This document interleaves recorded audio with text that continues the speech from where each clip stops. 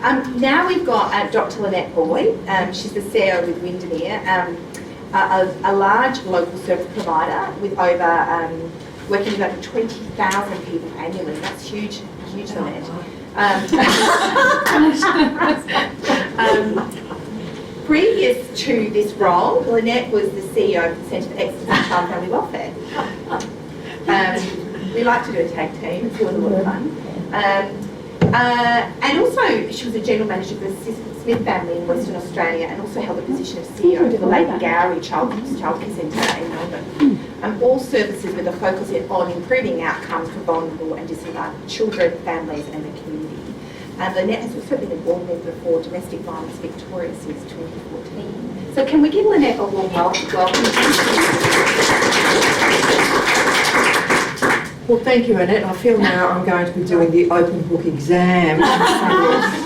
Let's see how I go. So it goes from, does the CEO who wakes up one day and says, I've got a little idea, I think we should do this, do I actually know what we're doing 2 years down the track?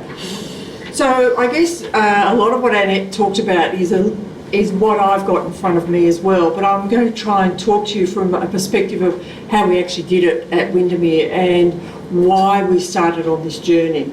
And I always start these sort of conversations with a sense of, I am not a social worker. So I sit at my desk, and which is for some reason down the corridor in that corner where no one can come, which is, I think, I don't know if it's deliberate or what, but anyway, I'm down there, I think, I wonder what they're actually doing out there. We've got all these caseworkers and they're all out there. I know they're all out there because at the start of the day there's a lot of cars. During the day there's no cars, and then at the end of the day there's a lot of cars back. But I'm sitting there doing things that are probably less exciting. I'm doing CEO stuff.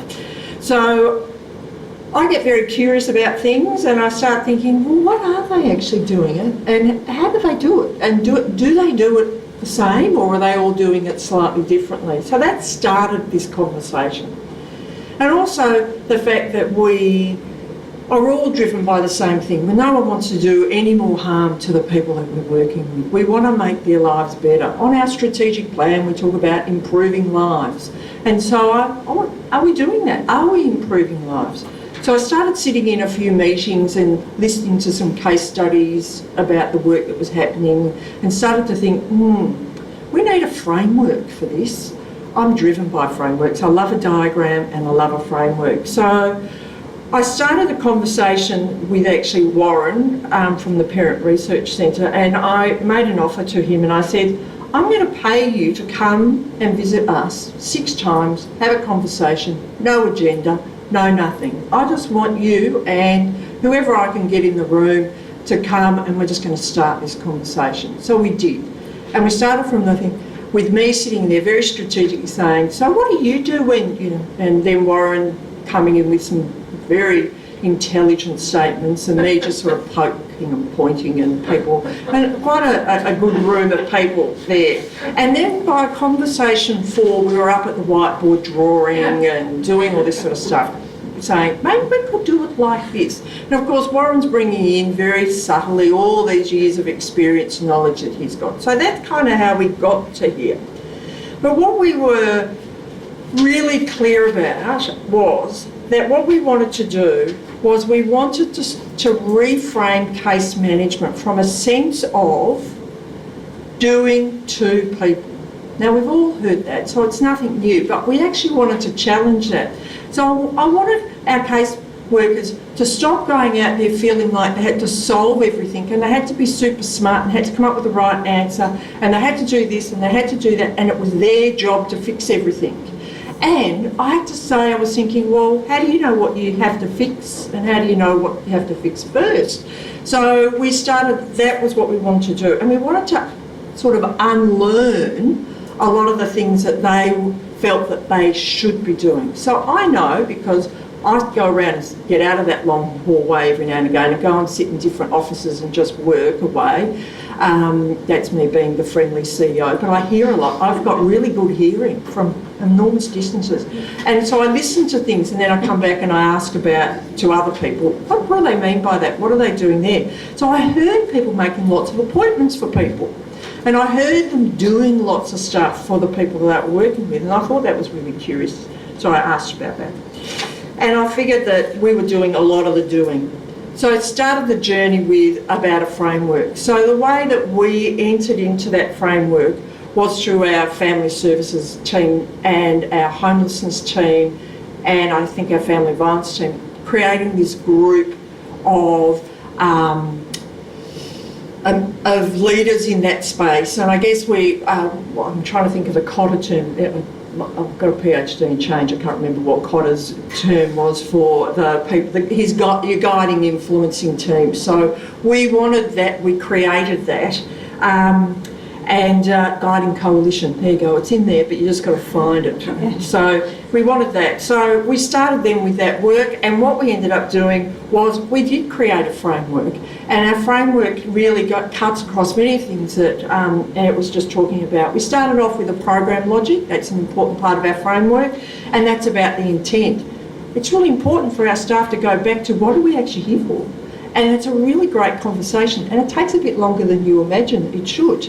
So we allow time for that conversation and for us to identify what the intent of our service is. We talk about relationship differently. I'm learning that relationship is not about being a friend to the person that you're going out to see or the family and becoming their buddy.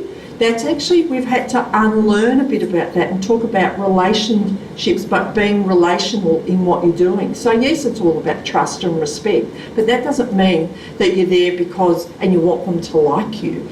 And so, but that's a really innate thing for our caseworkers, and it does drive them a little bit. So we had to work on that.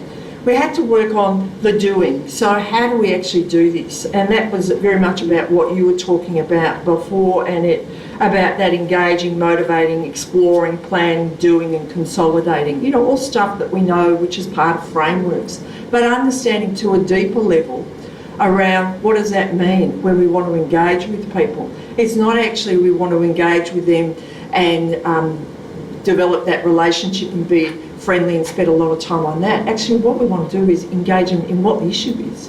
What's the problem? What do we need to actually fix here? And at work they use all these great examples about, you know, when I go to a brain surgeon, you know, I don't want to talk about the weather and about whether or not you've had a good week and all that sort of stuff. I want to get to the nub of what's actually the issue, but we don't afford that our consumers the same rights for us to be really focused on those things and being there in a way that says we're going to actually work together with you to help make the change that you're after. So there's lots of those learnings that we've been doing, and then we've been working on what is the project that we do together. So that's part of the framework. So it's about what is the success point that we're going to have together. So, and then we move on to other projects. And then there comes the data.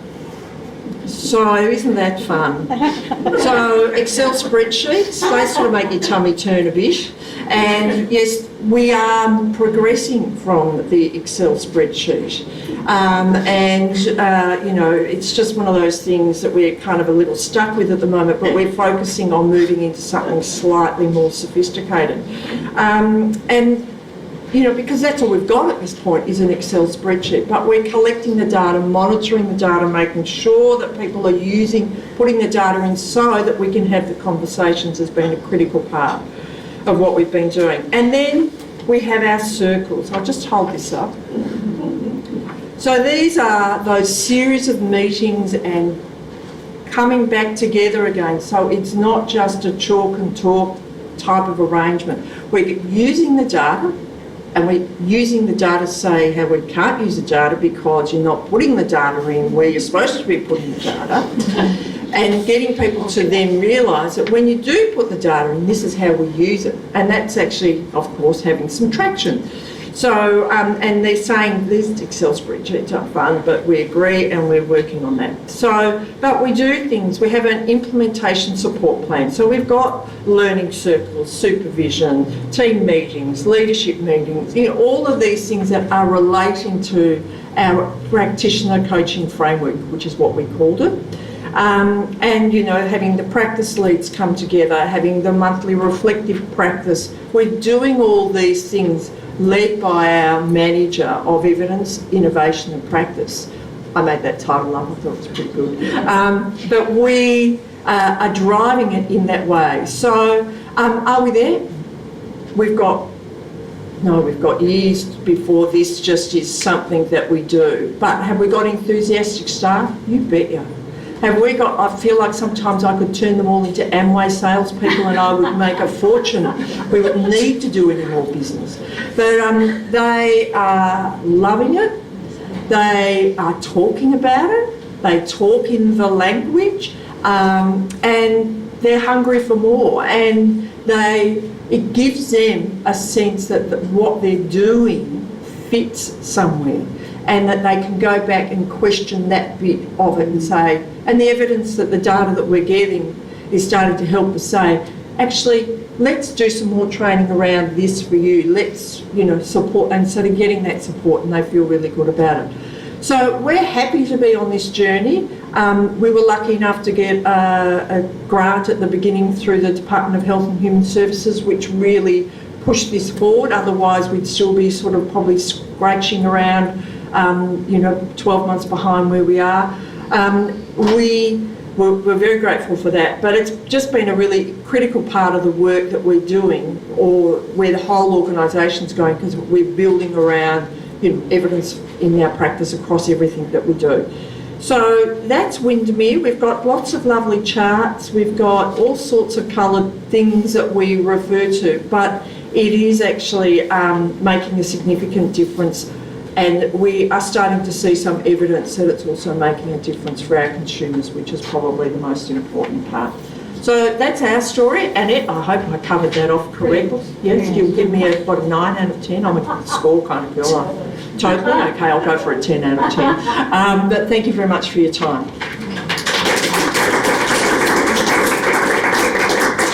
So was it one of the learning systems grants? Yes, right at the start. Yeah. I think that they have really made a big difference in terms of generating the opportunities, you know. So, really great innovation from the department to get to have that money to apply those grants. And I think there's another batch of those grants as well available that will come out soon. So I think great, and also very funny. Which is always, I know you don't, which is why it makes it even funnier.